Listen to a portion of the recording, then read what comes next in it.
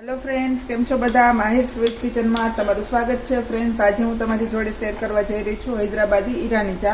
तमे एक वखत पीसो तो तमे रोज बनावीने आ चा पीसो। अत्यारे शियाळो चाले छे तो एक वखत आ चा बनाववानी चोक्कसथी ट्राय करजो। तो सौथी पहेला आपणे 1 कप जेटलुं पाणी लेशुं।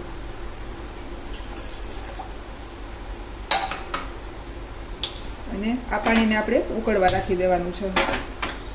एमां मैं 1 तजनो टुकड़ो, 2 अधकचरी खांडेली एलची અને 3 લવિંગનો અધકચરો ભૂકો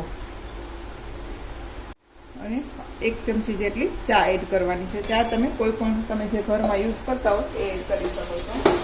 અને હવે આપણે ઓઇલની મદદથી આને ઢાંકી દેવાનું છે અને એને 10 મિનિટ એ અડધું થઈ જાય ત્યાં સુધી એને ઉકાળવાનું છે। તો આ રીતે આપણે ઢાંકી દેવાનું છે અને આને ધીમા ગેસ પર ઉકળવા મૂકી દેશું।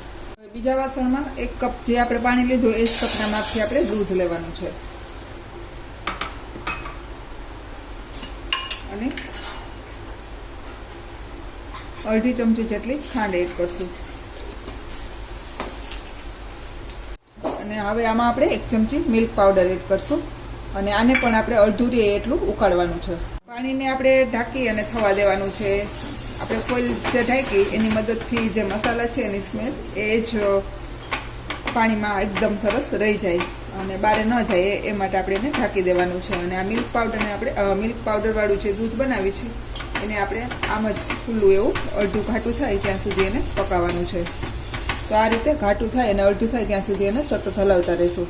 હવે દૂધ છે આપણું સરસ ઘાટું થઈ ગયું છે અને અડધું થઈ ગયું છે અને આપણે પાણી પણ ચેક કરી લઈએ। पहला આપણે ફોઇલને હટાવી લેશું અને તમે જોઈ શકો છો આપણું પાણી પણ ઉકાળીને અડધું થઈ ગયું છે। તો હવે આપણે બંનેને નીચે ઉતારી લેશું। નીચે ઉતારી આપણે કોઈ પણ એક વાસણ અથવા ગ્લાસમાં ગાળી લેવાનું છે।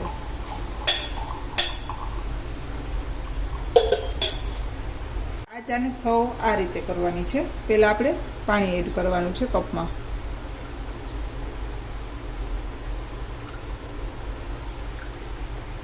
અને હવે જે આપણે દૂધ ઘટ કરીને રાખ્યું છે એને એડ કરશું।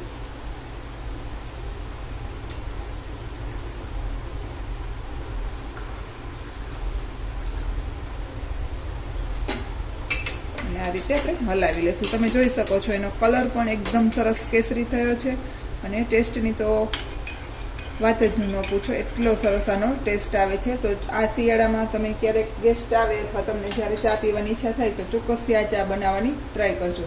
ફ્રેન્ડ્સ, તૈયાર છે મારી હૈદરાબાદી ઈરાની ચા। જો તમને મારી આ રેસિપી પસંદ આવે તો લાઈક કરજો, શેર કરજો અને સબસ્ક્રાઈબ કરવાનું ભૂલતા નહીં। Thank you, bye bye.